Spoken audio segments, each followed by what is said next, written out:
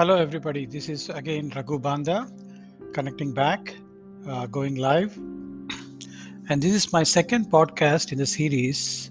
We had our first podcast in the first week of December, where I gave a quick overview about the machine learning series that I'm planning to talk around SAP S4 HANA and SAP technologies and the different machine learning technologies that we have used. And in that session, I talked more about the concepts behind machine learning in the enterprise world. And then I also kind of tied it back with how SAP is purviewing this opportunity and what we are planning to do, what SAP has done. And of course, as part of that, I also kind of gave a quick overview about the podcast series that I've been planning to do. So now let us continue. Uh, though it is a second podcast, I would consider this as session because this is where we are now trying to what exactly is happening. I'll start with the background about my background, and then I'll give a brief historical background about machine learning and predictive analytics with SAP. So let us get started on that.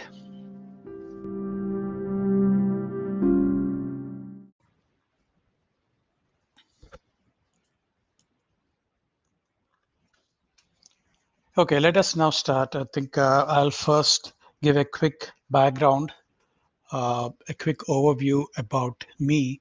In the first session, I did not kind of give any overview or any background about me. So I want to kind of give some of the background of my information, where I come from, what is my experience, and where I have been located, and what I have been doing all these years, so that it gives a nice blend, a nice understanding for the listeners, uh, to give some perspectives about my background as well. And then I'll kind of go over the background and the historical perspectives about how we have started the machine learning journey in SAP, and then how we continue with the SAP S4 HANA technologies.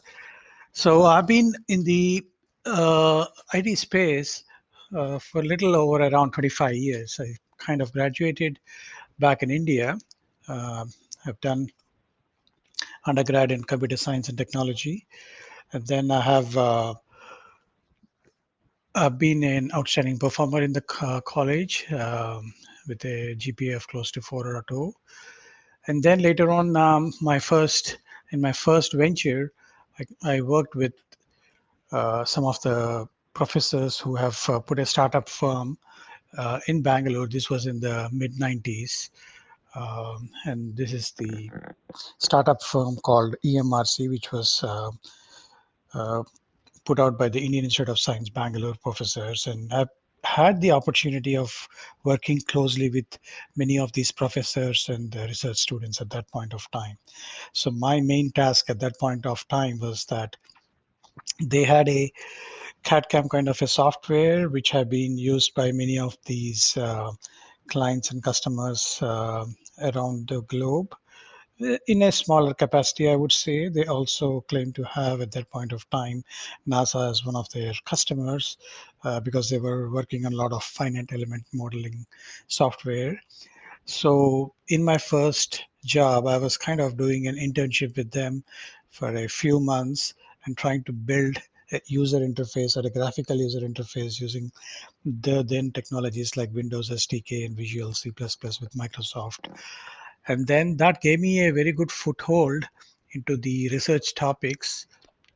And one thing I forgot to mention, I have done when I was passing out of my final year in the undergrad, my project was based out of one of my project work or research work was based out of an AI research paper.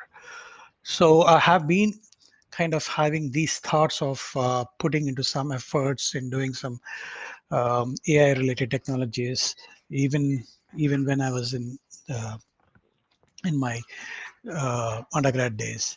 So after that, I finished my um, undergrad, and then, like I mentioned, I was working with this Indian Institute of Science for startup firm, predominantly focused on building. I was focused on building some graphical user interfaces for their finite element modeling software. And then after a couple of years, I got an opportunity to work with uh, the one of the big five consulting firms in India, which is Wipro. They had I had the opportunity, had two distinct opportunities at that point of time to work with one of these um, startup companies, the Netscape startup company, which was predominantly focused on these browser technologies at that time. And then later on, I was also involved in one of these award winning projects, which is where we were using Java and C++ at that point of time. It was a very hot commodity.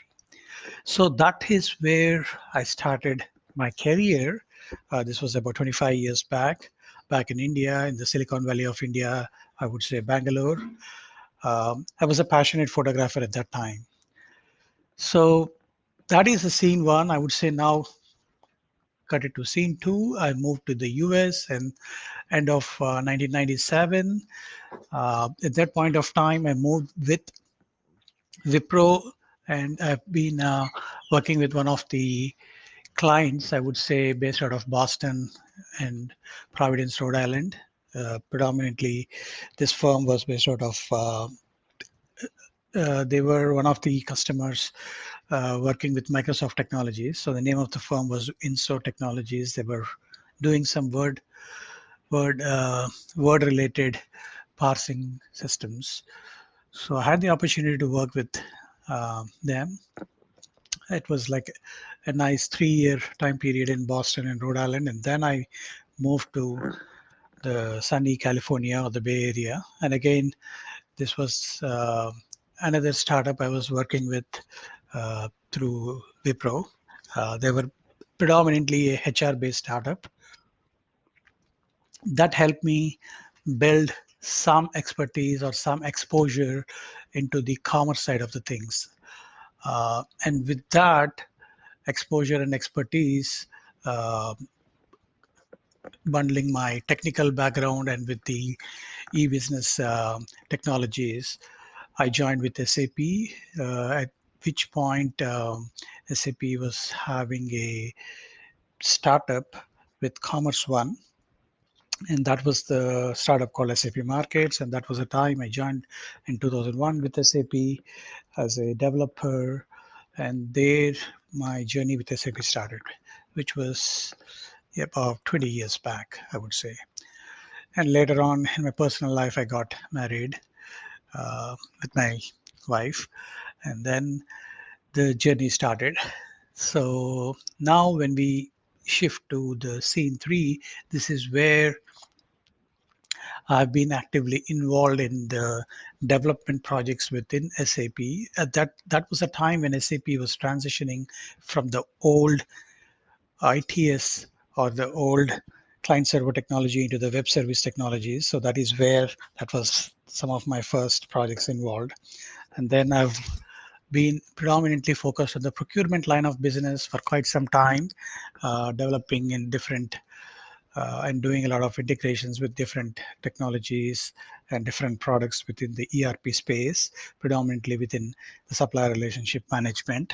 There were a couple of acquisitions also happened at that time, and then had the opportunity to work with a few other uh, technology teams and integration teams. So building up this, I've been a development architect for about 6, 7 years, and then I wanted to test out. I always wanted to kind of go and see how the customers or the partners are dealing with these SAP solutions. So that is when I moved into the implementations team. Which is when I had got an opportunity to go around the globe for 2 years or so, got some very nice thoughts and experiences. And this, at the same time, I also had my wife delivered the first baby. So this is kind of a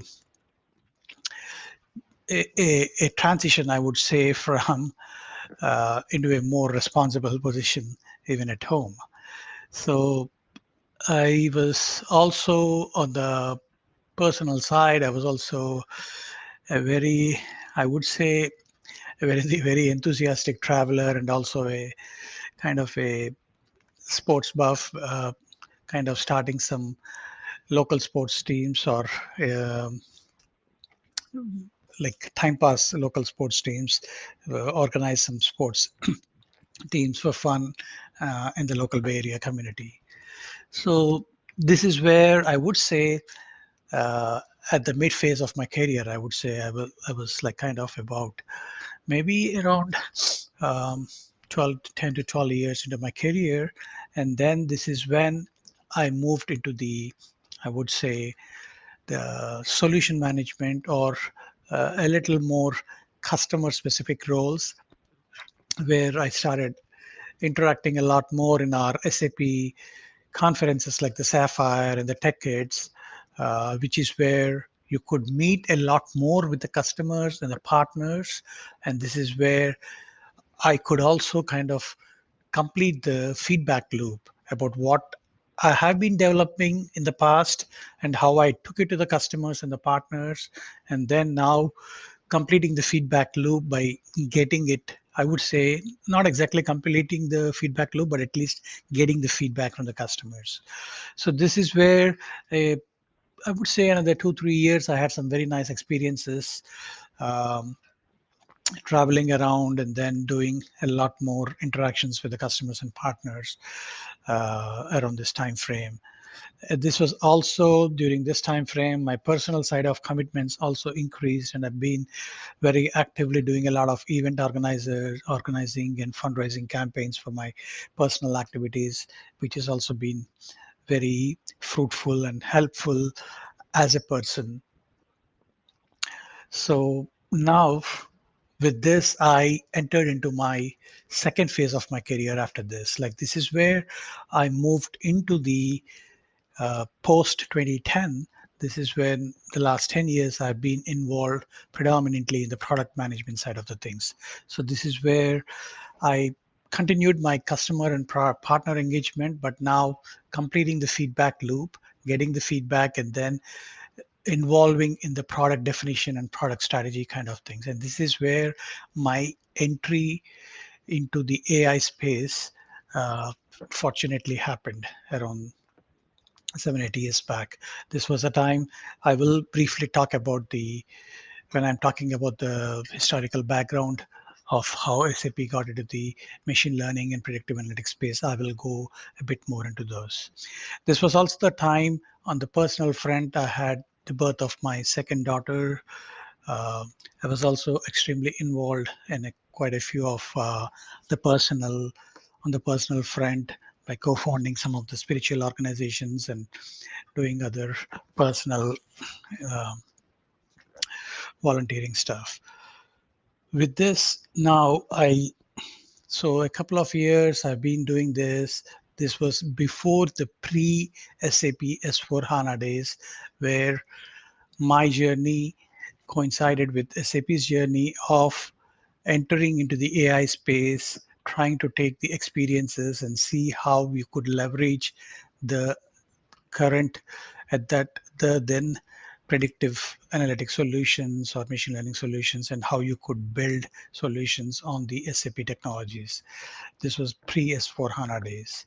After that, I think this was about 5 years back. That is when I think, after, during the 2015 time frame, with the inception of SAP S4 HANA, I kind of got into much more deeper into the uh, intelligent process intelligent processes interaction, and then how, with the inception of SAP S4 HANA, initially I started my journey with building analytic solutions, because we have been, now that we transition from the older uh, two-tier technology into the web services technology. And then I forgot to mention, around the some point of time, I was also transitioning into the web services technology. And then later on, this was the juncture when SAP transitioned into the uh, SAP S4 HANA technology, which is again now completely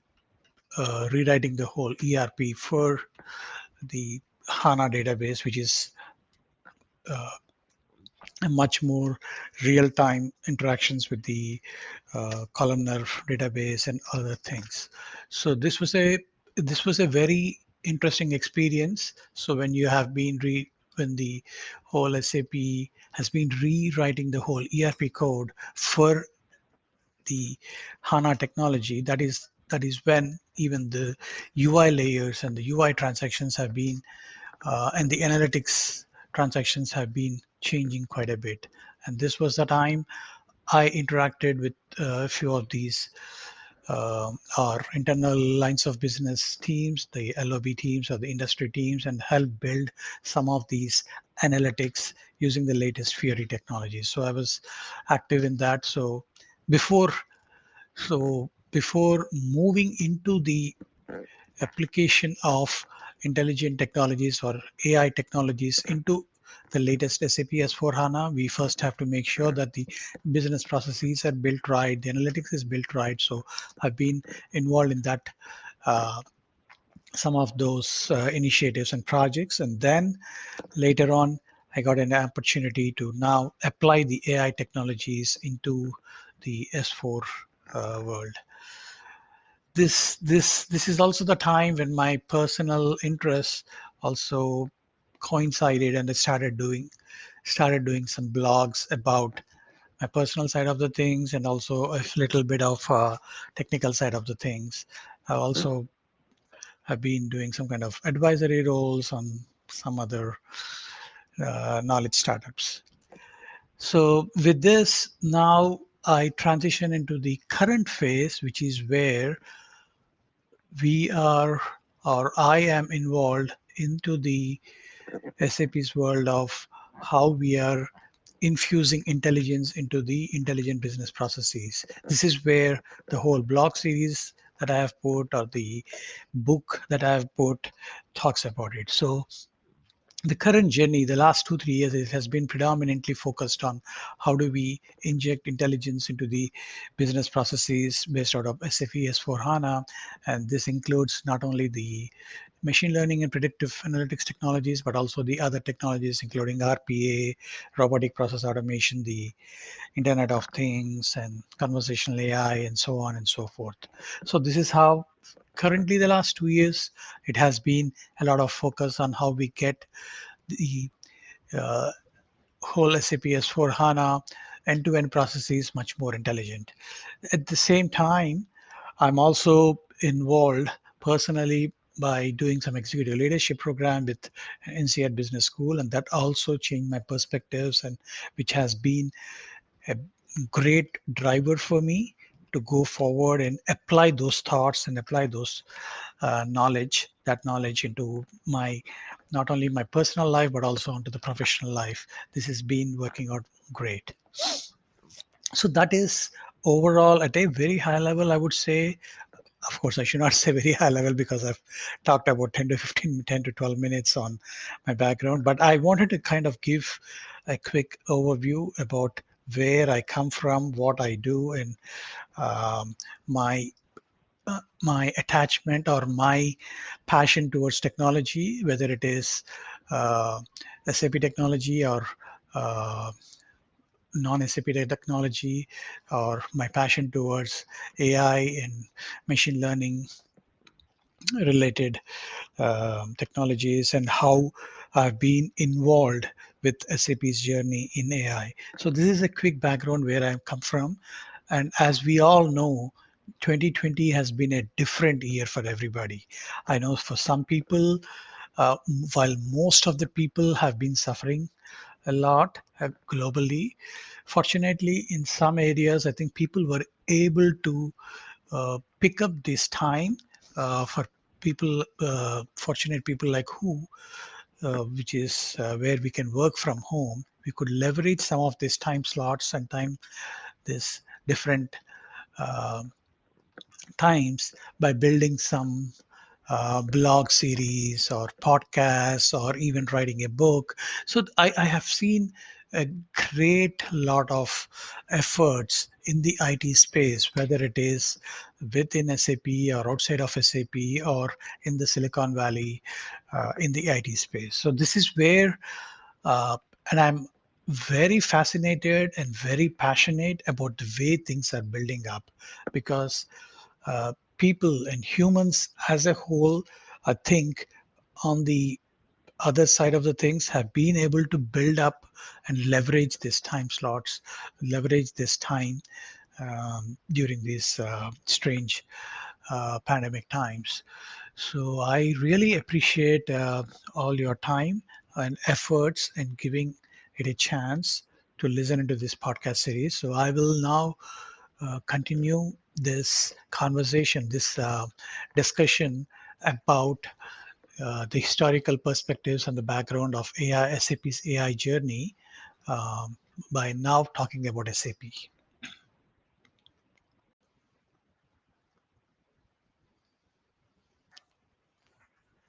Okay, all right. So continuing further, now let us see the brief historical background of where SAP is coming in from, and what are the different aspects of machine learning and predictive analytics, how SAP has evolved leveraging these technologies.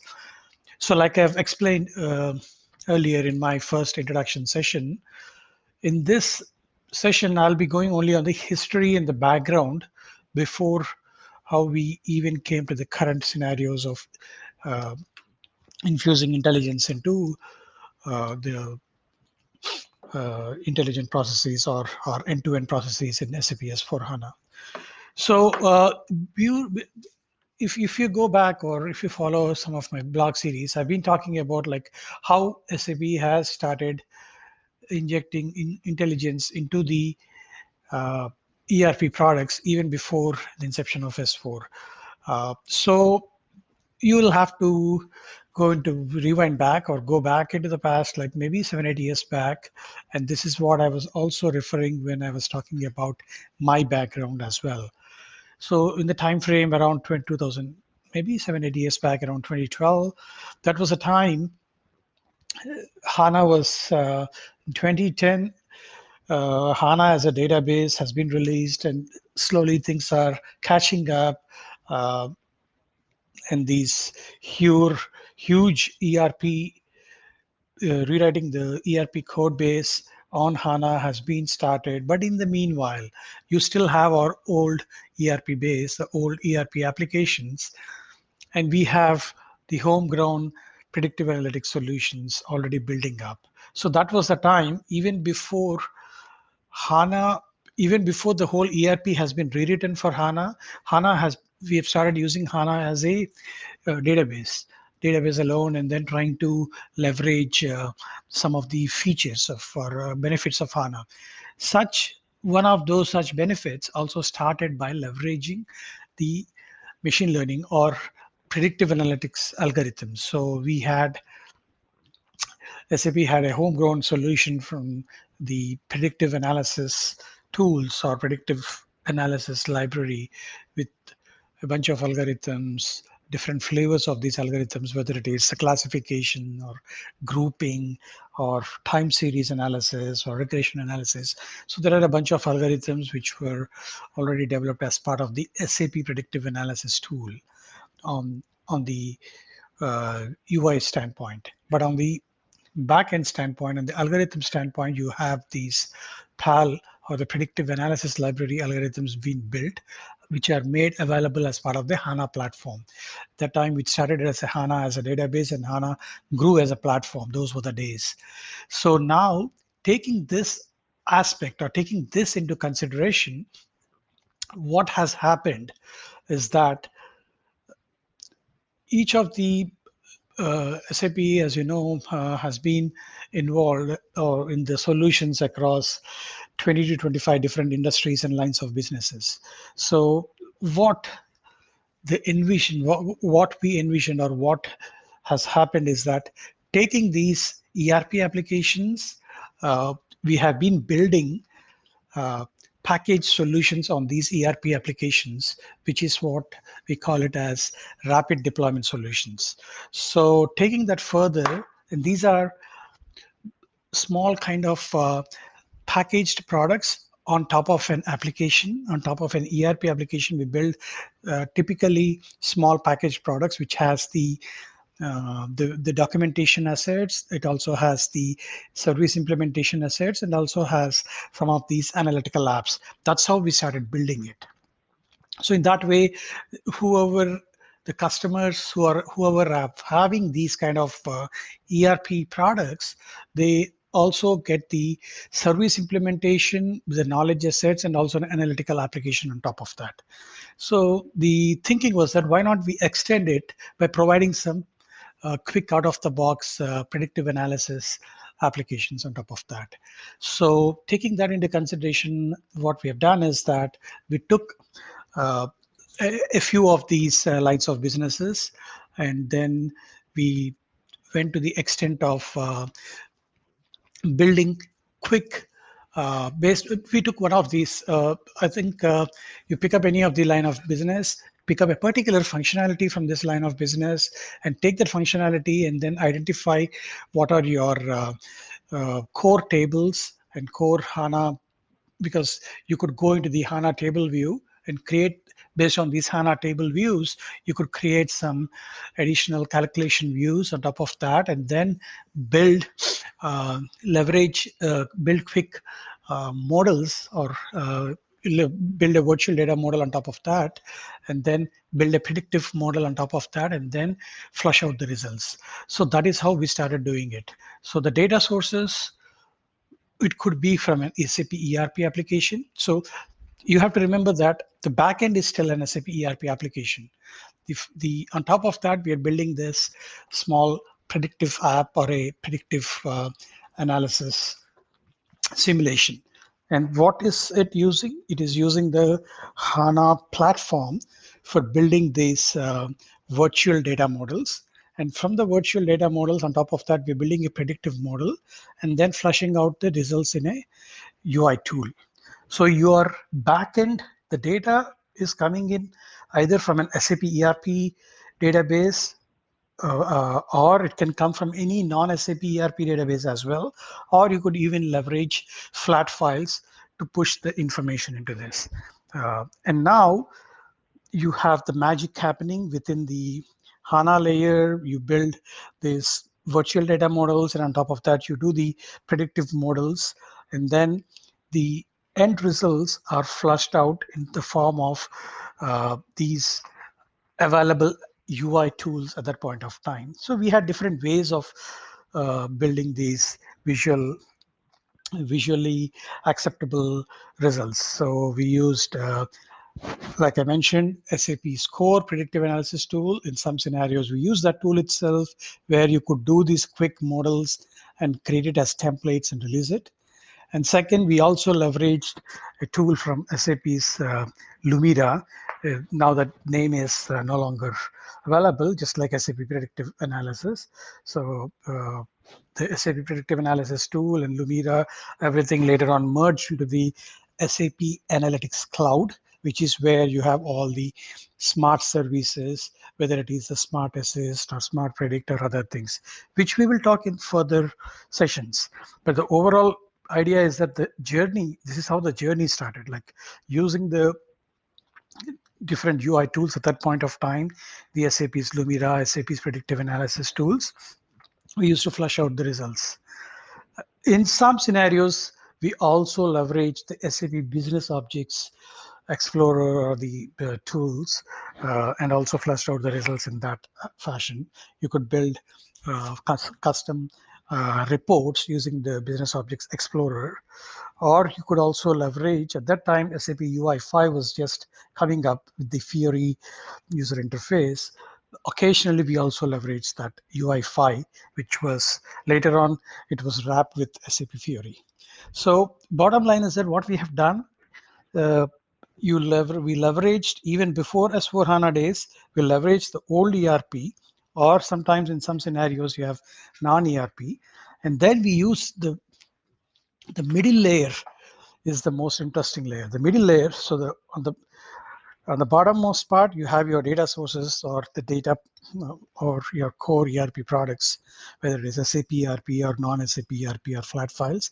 But in the middle layer is where all the magic was happening, which is where we have leveraged SAP HANA as a platform where you could build virtual data models, taking these um, core database tables, building the calculation views, and then on top of that, building additional predictive models because you have access to the predictive algorithms and the predictive tools, and then fleshing out the details with on the front end the different visualization tools like SAP Predictive Analytics or the Lumira, SAP Lumira, or SAP Business Objects Explorer with UI5, so on and so forth.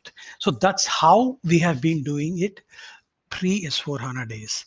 And those were the days. What happened is that we started with a few lines of businesses, like around the manufacturing line of business, which is more on the to some extent the production planning and more on the manufacturing line of business. And then to some extent we have also built some functionality around sales and marketing, and then around the finance line of business, and also portfolio and project management, the PPM line of business.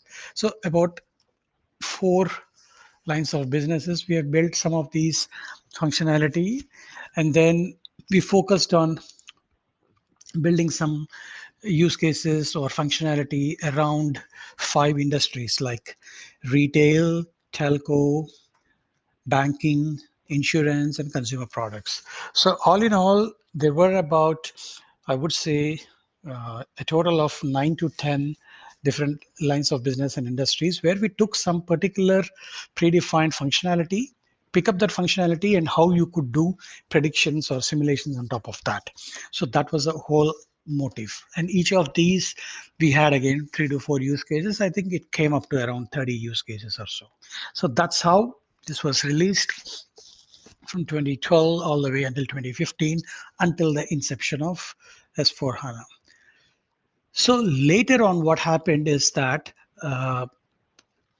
you will have to go to a different level of how you could release it to the customers or to the partners. One way of releasing it to the customers and partners was that you could leverage all this and put it, this could be leveraged as a package solution, like I mentioned. You have the core ERP product, and on top of that, you have these service assets and knowledge assets, how to implement and how to use the knowledge. And then we built these apps, more like a predictive app, which is more like there are out of the box templates and customers could leverage it.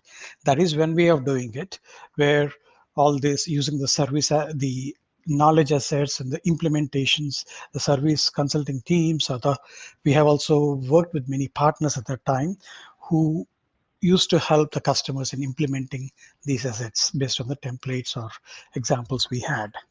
And this was a very detailed installations at that time, service implementations at that time. Now, in some aspects, what we also have done at that point of time is we also took it to the next level of designing an open SAP course and getting the customers and partners on board so that they could also understand how to leverage this tool. So this was a pilot program even before the Open SAP platform was coming into play, long back in 2013, 2014 timeframe. And we have tested the Open SAP platform, and that was a big, big success. The customers and partners were able to get into the program, go through the course, and then try it out in virtually on the landscape that was available. So here, what we have leveraged, the landscape that we leveraged here is that we leveraged the HANA Enterprise Cloud, the HEC functionality, where we created a cloud appliance library or a CAL image, which has these different templates or different data sets, and made it available in this cloud appliance library, which was hosted on AWS and later on Azure as well. So the way it used to be running, after an Open SAP course, or whenever we had been couple of decades and a couple of SAFs at that point of time, we, we built this and made it as a cloud appliance library, a cal image, which could, this image was hosted on initially on AWS and later on Azure. And later on, we tried to, I believe we also ran it on the SAP Cloud Platform in later days. But I think predominantly we focused on running this image on AWS and the Azure. So the way the customers and partners used to test it, they could get onto this. You could spin in, you could create your instance on AWS and take this particular image, and when you have this image you could leverage and you could test it out how you have done these different, how you could leverage all these different data sets, because we have pre-built data sets available here. You could take these pre-built data sets and then you could build, you could see whatever we are given in the documentation aspect of the package. You could leverage, if you run through these steps, you could see the results because you also have the visualization tools that I have explained. So this is completely, I think, explained in some of the blogs. I will link it up in my current blog series, how we have done it in the past. So I want to kind of, before run the story into S4 world, I want to give the story about how we have done it in the past and how this is all coming up. And from there, the plan was that we continued it in this approach, and then uh, of course, as you know, the capabilities across SAP are evolving at that particular time.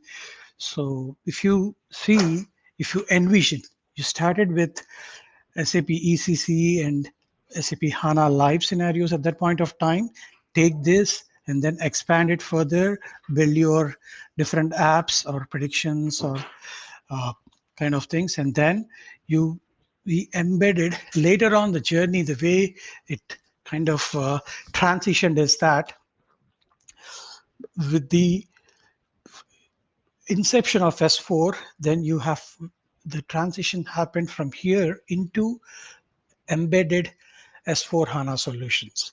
So initially, before SAP S4 HANA inception, whatever I explained until now, we've built these predictions or models on top of these ERP applications. And later on, and after the inception of S4, we kind of transitioned it into building embedded S4 products. So that was a big transition, and this is where we will talk in the next few sessions how we have embedded intelligence into the S4 HANA scenarios. Then later on, we extended, or we have extended into the next approach of how you could leverage SAP Cloud Platform and build services on Cloud SAP Platform. That is again another how we have been journeying into the machine learning world when leveraging the services of the machine learning services and predictive analytics services in the SAP world. Then after that, we started leveraging the SAP Analytics Cloud as a product. As I've explained earlier, all these predictive analysis tools and other Lumira kind of tools and visualizations, everything has been merged into SAP Analytics Cloud. So some of these algorithms are already available as part of SAP Analytics Cloud. So even before the inception of S4, like I mentioned, we use this PAL library and then later on the APL library. In the same way with SAP Analytics Cloud extensions, we have transitioned and we have journeyed into leveraging this additional SAP Cloud Analytics Cloud extensions. And from there, we moved in building additional, the term Leonardo is no longer available, but it is now transitioned into AI Foundations platform. So we have leveraged the AI Foundation services or AI Foundation platform and built AI Foundation services. And then later on, leveraging additional IoT services which are being built. And of course, the services around RPA, the robotic process automation, and conversational AI. So all these are extensions or enhancements to the already available machine learning services and products that we have already built or being built. So this is where the when I talk about how the capabilities are evolving across the SAP product suite pre S4 and into S4, you will have to remember that there are, I would say, 4 or 5 different stages. I would say 5 different stages. The first stage was pre S4 HANA days, where you leveraged the core ERP world and built applications or predictive apps on top of that, which could be leveraged, which the customers leveraged it as templates and built it out. The second stage or the second phase was is when there have been intelligence has been embedded into S4 after the inception of S4, SAP S4 HANA, which happened after 2015. So that is the second stage when you embedded intelligence into the business processes. We'll talk about it later in detail. The third stage is when we leverage SAP Cloud Platform so that you can build machine learning services. And then the fourth stage is when you could leverage SAP Analytics Cloud as a tool, some of the predictive services there, and build additional extensions. And the fifth stage is that you've leveraged the AI Foundation framework with where you could build a lot of AI business services. And now further expanding this into the next few stages would be like leveraging the data intelligence platform, which is where we have more of the data lake and other the you could with the help of data intelligence, what you could do is that you could leverage information or data coming from non-SAP sources, humongous amount of data, so any from any of these hyperscalers. So that is where I would say we are at that stage 6 where we could now leverage data intelligence as well. I would add the RPA part, IoT, and conversational AI, all these happening as part of the cloud extensions. So I would term these, this is how the capabilities of how machine learning can and is being evolved within the SAP S4 HANA suite of products. So with this, I hope you folks have got an idea about how things are being built with the SAP suite of products in the S4 HANA world. Uh, and we will now, in the next few sessions, the focus will be more on how we can build more meat into each of these. We'll go into each of these different stages that I've explained, and then further dive into some of these. In each of these stages, I'll talk about the different approaches. Each stage, I would say, it is a different approach of how you could build additional predictive services or machine learning services. So with that, I would really want to thank your time for spending some time in listening to this podcast on how uh, I have been trying to explain SAP's journey in building machine learning and predictive analytics series of services from pre S4 HANA days into S4 HANA days. Uh, so this is, like I said, this is the podcast session 2. The podcast session 1, it was a broad introduction across everything, how AI is coming into play and enterprise AI and how SAP is getting on board. And now in this podcast 2, I talked about historical background, first from my personal standpoint and then from the SAP standpoint, how the machine learning and predictive analytics related historical transformation or journey is happening. Thank you all for your time, wherever you are listening in from across the globe. I would also provide the links in my blog series as well as on my LinkedIn profile. So if you have any questions or anything, I can address them in my upcoming podcast series. So feel free to drop a feedback or provide any thoughts on that, you could also send me an email, because everything is available on my blog series. You could even find my email ID and so on and so forth. Thanks all, and hope you are all staying good, staying safe and taking care. I know we are almost at the end of the year, end of a very eventful year, a very stressful year.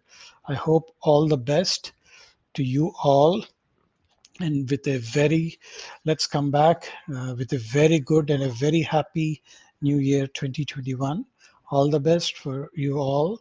Have a nice and a wonderful safe holidays and a happy new year. Good night and good luck wherever you're dialed in from or listening in from. Thank you.